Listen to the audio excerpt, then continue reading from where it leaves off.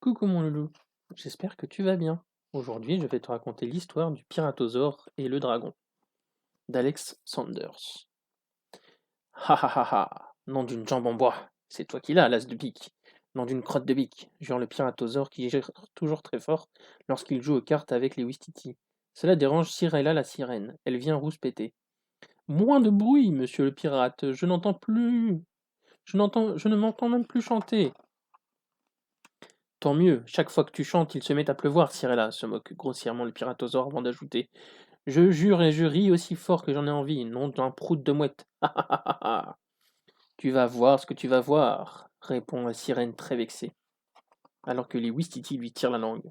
Le piratosaure devrait se méfier, car Cirella est une sirène sorcière. Avant de repartir, furibarde, elle lui jette un sort. Saperlipopette, chaque fois que tu jureras, il y aura tempête et autres calamités. Ha ha ha ha ha, rigole le piratosaure. Tu ne me fais pas peur.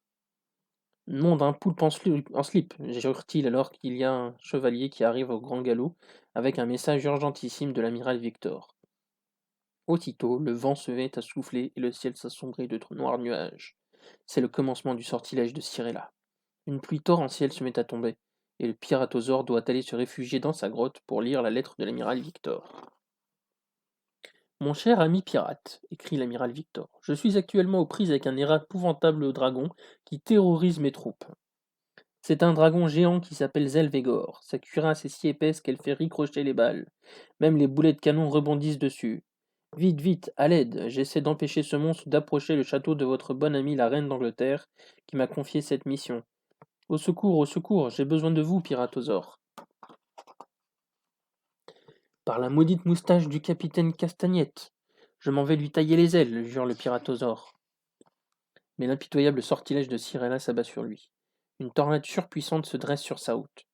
Horrifiés, le piratosaure et le chevalier messager ont tout juste le temps de se jeter par-dessus bord. Aspiré par un furieux tourbillon, le fier navire du roi pirate explose en 1000 petites miettes. Nom d'un requin maudit, hurle le piratosaure agrippé à un morceau du grand mât. Comme il jure encore plus fort, c'est une vague absolument gigantesque qui se dresse au milieu de l'océan. Un phénoménal tsunami. Par chance, le piratosaure est un bon surfeur. Il parvient à se maintenir en équilibre au sommet de la vague, et il n'a plus qu'à se laisser guider, porter miraculeusement. Jusqu'en haut de la falaise où les soldats de l'amiral Victor bataillent bravement contre Zelvegor. Ils sont ravis de voir arriver du renfort.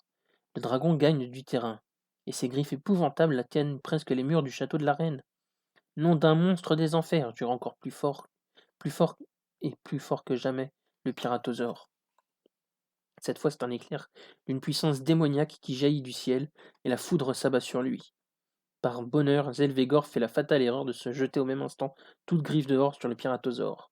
Et le dragon lui sert de paratonnerre. Une décharge d'1 milliard de volts jette le méchant monstre à terre. Magnifique, magnifique, vous êtes vraiment très fort, piratosaure, s'exclame l'amiral Victor pendant que, rompu par la rudesse de ce brutal voyage, le piratosaure roupille, déjà au milieu du champ de bataille. C'est alors que le dragon se relève. Il redevient menaçant, il roule des yeux furieux et crache le feu par tous ses nageaux. Vite, vite, piratosaure, réveille-toi, voilà Zelvegor, s'écrie l'amiral Victor. Enfin, le piratosaure se réveille. Il combat Zelvegor si ardemment, si férocement, si terriblement que le dragon géant capitule. Il n'a aucune envie de se faire tailler les ailes ou les moustaches, et choisit de faire copain-copain. Ça tombe bien, j'ai un petit service à te demander, mon cher Zelvegor. Une sorcière m'a jeté un vilain sort, la voilà. Nom d'un... Oups, se retient-il avant de jurer in extremis. Cyril la panique en voyant foncer droit sur elle, Zelvegor monté par le piratosaure, sabre au clair. Saperlipopette! Elle plonge se cacher dans les noirs abysses au plus profond de l'océan, où son sortilège de sorcière perd tout pouvoir. Cher piratosaure, écrit alors l'amiral Victor, je ne sais comment vous remercier et vous féliciter pour cet incroyable domptage de dragon. J'ai tout raconté à notre bonne reine d'Angleterre qui a décidé d'organiser en votre honneur une garden party royale saucisse. C'est la reine d'Angleterre qui l'accueille en personne. My dear Piratosaure, comme je suis contente de vous revoir. Vous avez réussi à apprivoiser cet animal. Ce n'est pas une prouesse, c'est un exploit.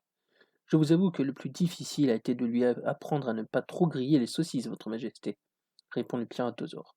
Mais je crois bien que j'y suis parvenu. Qu'en pensez-vous? Lui dit-il en lui présentant des saucisses.